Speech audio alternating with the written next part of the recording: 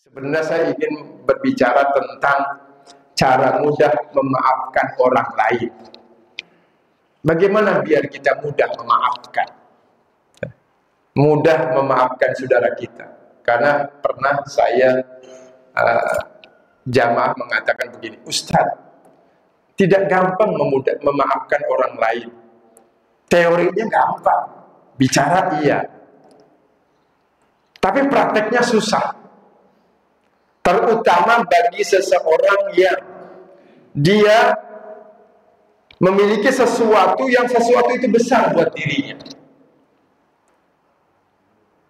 Contoh, ada orang bekerja di perusahaan, dipecat. Dengan dipecatnya ini dia susah hidupnya. Gampang nggak memaafkan? Itu nggak gampang, Bapak Ibu. Teorinya iya, tapi prakteknya belum tentu. Dipecat tanpa sebab, susah hidupnya bukan sebulan, 2 bulan, bertahun-tahun, karena dia tidak mendapatkan pekerjaan kembali, atau dia punya rumah. Bisa ada 2 begini nih teh. Oh, air putih. Orang punya rumah, satu-satunya, lalu dirampas oleh lurah atau oleh orang lain. Dia tidak mudah memaafkan hal tersebut. Betul nggak? Atau dia punya tanah, lalu digelapkan, ya, penggelapan istilahnya. Kalau dalam hukum itu, penggelapan tanah. Dan bagaimana cara mudah memaafkannya? Pertama, Bapak Ibu hadirin sekalian, kita mesti menyadari. Teori pertama yang mesti kita miliki adalah bahwa semua adalah milik Allah Subhanahu wa ta'ala, agar kita mudah memaafkan. Semua yang kita miliki milik Allah. Apa kata Allah? A'udzu billahi minasyaitonir rajim. Alladzina idza asabatuhum musibatun qalu inna lillahi wa inna ilaihi raji'un. Orang-orang yang mengatakan ketika mendapatkan musibah atau kejadian yang tidak mengenakan, mengatakan sesungguhnya kami milik Allah, inna lillahi.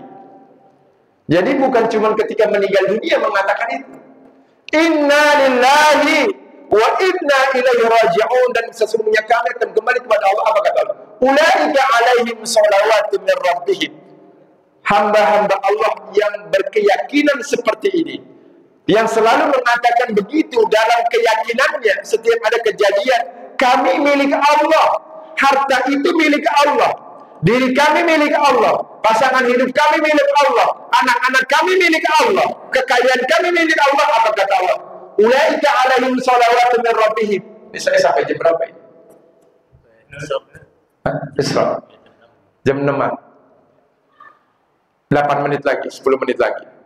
Ulaika alaihim shalawatun min rabbihim. Mereka ini mendapatkan salawat dari Allah. Tuh Bapak Ibu. Orang yang punya keyakinan semua adalah milik Allah, itu mendapatkan salawat, doa, rahmat, salawat itu. Wa rahmatun, dan kasih sayang dari Allah. Maka banyak penceramah mengibaratkan seperti tukang parkir yang dititipi kendaraan, apakah mobil, apakah motor. Apakah tukang parkir ini akan menahan titipannya? Tidak. Pak, nih uang parkirnya, saya mau ngambil mobilnya, saya mau ngambil motor saya. Apakah keberatan? Tidak. Kenapa? Karena tukang parkir meyakini, memahami itu bukan miliknya. Begitu juga kita, ketika anak kita diambil oleh Allah Subhanahu wa ta'ala, pada saatnya ketika rumah kita diambil barangkali, atau terjadi sesuatu musibah, ini tidak terjadi dengan secara kebetulan, Bapak Ibu hadirin sekalian. Semua terjadi dengan izin Allah Subhanahu wa ta'ala. Maka yang pertama yang harus kita sadari agar kita mudah memaafkan orang lain, bahwa semua milik Allah Subhanahu wa ta'ala, bukan milik kita. Kita tidak punya apa-apa. Jangankan mobil, jangankan rumah, jangankan pasangan hidup, jangankan anak-anak. Ketika kita lahir ke muka bumi ini Bapak Ibu, sehelai benang saja tidak ada yang nempel di badan kita. Betul? Enggak ada yang nempel. Jangankan sehelai benang, nama saja yang harusnya kita punya, milik kita, nama kita tidak punya nama. Bagaimana kita bisa mengaku itu milik kita? Nanti ketika meninggal pun itu semua akan kita tinggalkan. Maka kembalikan semua kepada, jadi kita plong.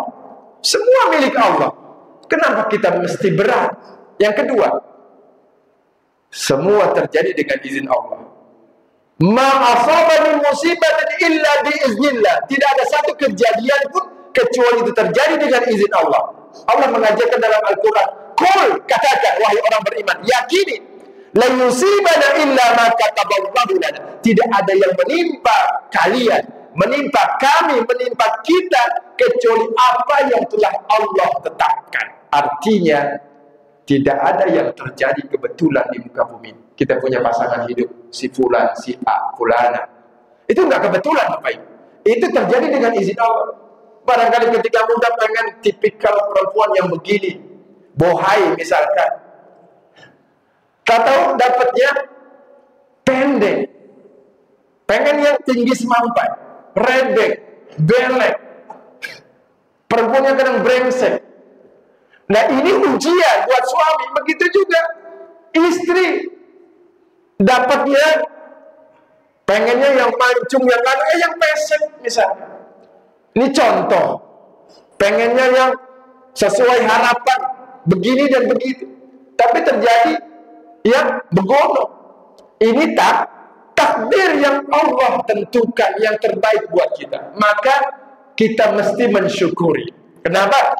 Karena tidak terjadi secara kebetulan. Pohon saja Bapak Ibu, daun dalam Al-Quran dikatakan, wa ma tasqutu min waraqatin, tidak ada daun yang jatuh kecuali ya'lamu. Itu dengan izin Allah, dengan ilmunya Allah. Wala habbatin fi zulumatil ardi, sampai biji di kedalaman tanah yang gelap, itu dengan izin Allah. Semua terjadi dengan kewajiban kita, cuma ikhtiar. Tidak ada yang, makanya dikatakan qul la yusibana illa ma kataballahu lana huwa, dikatakan dalam Al-Quran, falyatawakkalul mu'minun. Hendaknya orang-orang beriman itu bertawakal. Maka tawakal itu setelah adanya ikhtiar. Jadi kewajiban kita sebagai manusia cuma dua, ikhtiar, lalu serahkan kepada Allah. Tidak ada kewajiban yang lain. Seorang pedagang tidak wajib dia untung, nggak wajib Bapak Ibu. Wajibnya cuma dagang yang benar, yang baik. Seorang penuntut ilmu, pelajar, tidak wajib dia paham, tidak wajib dia pintar. Kita belajar agama, anak-anak kita atau mahasiswa belajar, nggak wajib dia pintar. Wajibnya cuma belajar yang baik. Perkara dia pintar atau enggak, ini udah belajar bertahun-tahun tetap goblok, itu bukan kewajibannya. Kewajibannya belajar yang baik. Perkara dia pintar apa enggak, itu bukan urusannya, bukan kewajiban dirinya. Seorang pekerja enggak wajib sekian tahun mesti naik pangkat, enggak, bukan kewajibannya. Kewajibannya adalah bekerja dengan baik. Tuh Bapak Ibu. Sehingga plong. Yang ketiga, masih belum mempan. Masih belum mempan, semua milik Allah, enggak mempan. Yang kedua, semua terjadi dengan izin Allah, enggak mempan. Maka yang ketiga, memaafkan pahalanya tidak terhingga Bapak Ibu. Memaafkan itu pahalanya di akhirat jauh lebih besar. Dikatakan dalam Al-Quran, faman afa wa aslaha fa ajruhu 'ala Allah. Siapa saja yang memaafkan, wa aslaha, dan berbuat baik, maka pahalanya 'ala Allah, Allah yang nanggung. Artinya kata para ulama tafsir menjelaskan ayat ini, pahalanya jauh berlipat-lipat ganda. Kalau kita maafin di dunia, tapi kalau kita, ya Rabb, saya tidak ridho, saya tidak ikhlas, rumah ini begitu berharga buat saya, pekerjaan itu begitu susah bagi saya tuntut keadilan di akhirat, boleh. Tapi itu tidak lebih mulia Bapak Ibu hadis sekalian. Nanti di akhirat diganti. Waktu di dunia dirampas tanah 1 hektar misalkan, contohnya, nanti diganti berupa kenikmatan oleh Allah senilai 1 hektar dengan keadilan Allah, ukuran keadilan Allah yang maha adil. Tapi kalau kita maafkan di dunia, dalam hadis qudsi dikatakan, wahai fulan, wahai hamdaku, kenapa engkau tidak memaafkan si fulan ketika dia berbuat zalim kepada? Tidak ya Rabb, aku meminta keadilan. Apa kata Allah? Seandainya engkau maafkan ketika di dunia, angkat wajahmu, ini balasan kenikmatan-kenikmatan yang akan kau dapatkan. Dilihat, ya Allah, istana yang begitu megah, kenikmatan yang begitu tinggi, derajat yang begitu menjulang. Ya Rabb, aku maafkan. Kenapa tidak ketika di dunia? Apa ibu ada sini? Memang berat. Itu naluri kemanusiaan. Tapi agama membimbing umatnya untuk mudah memaafkan orang lain. Kenapa? Karena itu pun bukan miliknya. Apa yang dia miliki pada hakikatnya bukan miliknya. Karunia dari Allah Subhanahu wa ta'ala. Masih belum lengkap. Yang kelima. Yang keempat, bahwa pemaaf, sifat pemaaf adalah sebagai profil ahli surga, Bapak Ibu. Dalam hadis sahih yang masyhur diriwayatkan oleh Imam Ahmad dan yang lainnya, suatu ketika di dalam Masjid Nabawi, 2 menit lagi, Nabi mengatakan, yatlu alaikumul rajulun min ahlil jannah. Akan datang, akan masuk ke dalam masjid ini seorang lelaki ahli surga. Para sahabat terperangah. Kira-kira siapa gerangan? Nggak tahu. Ijik-ijik datang. Sa'ad ibnu Malik.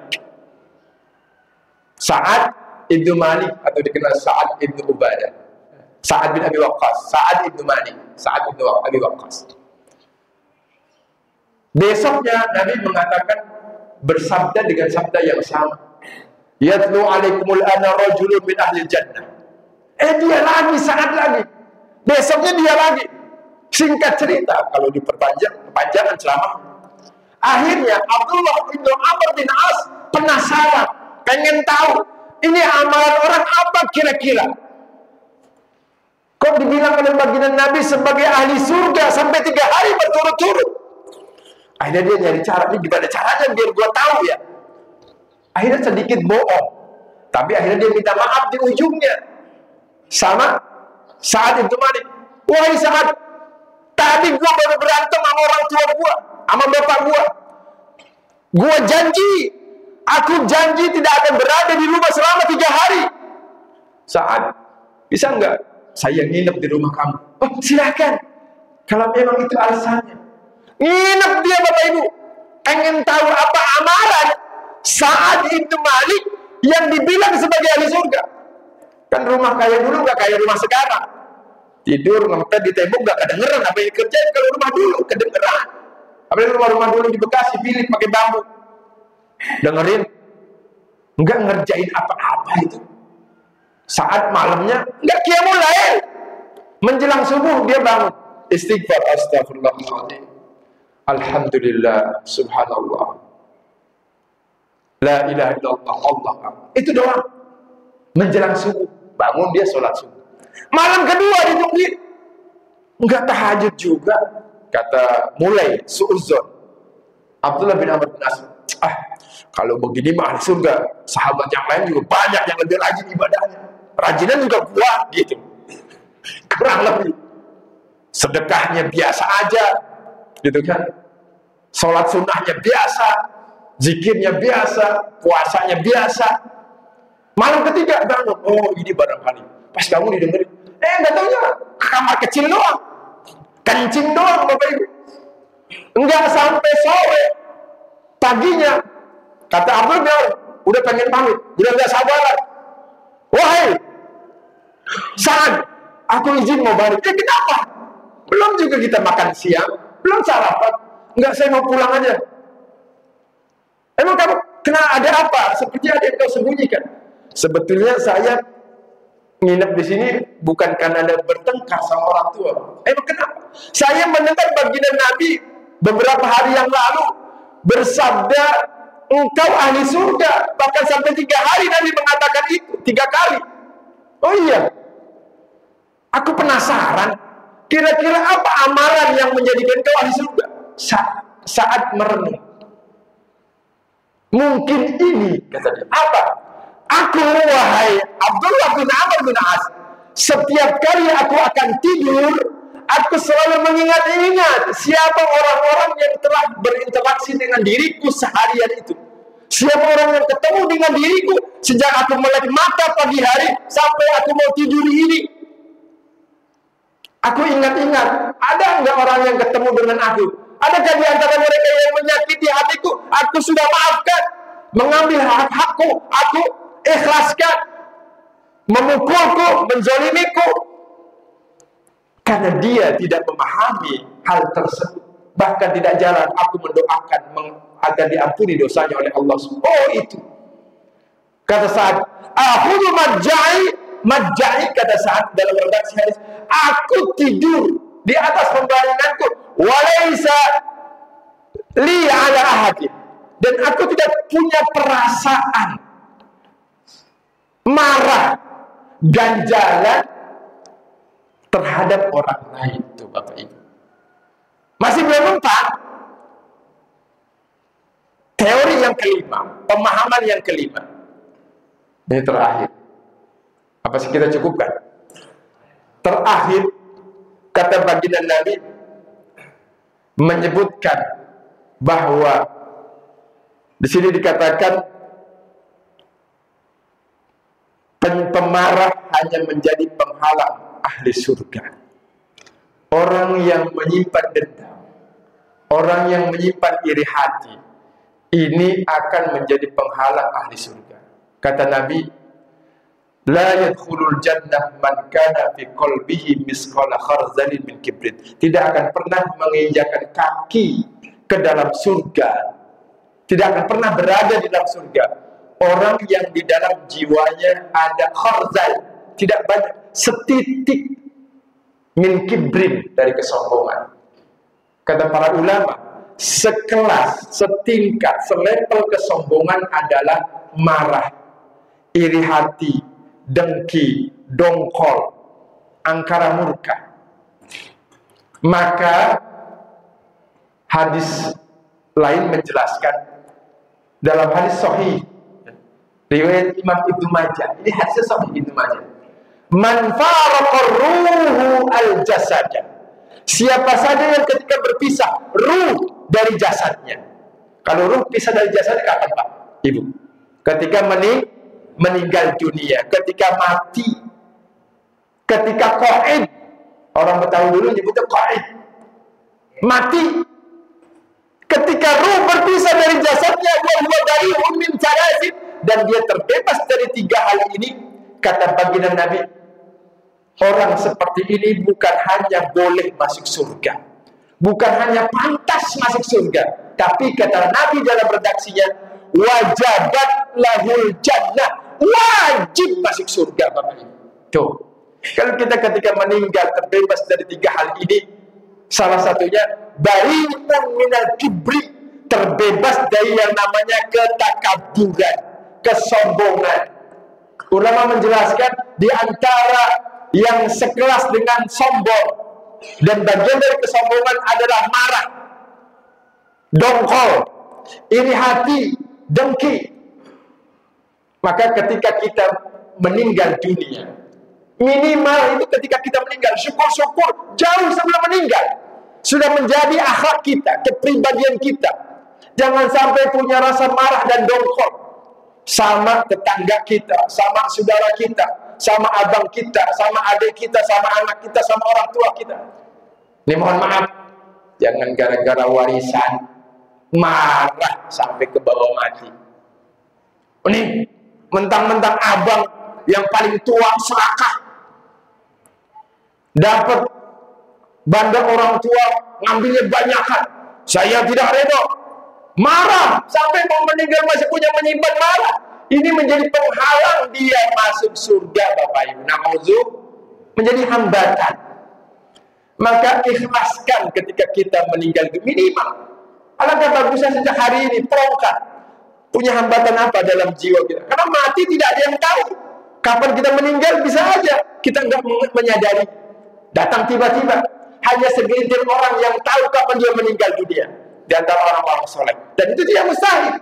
Seperti guru-guru kami, Buya Ibrahim Bonjol, orang Medan, dari Tariqah Naksabandi.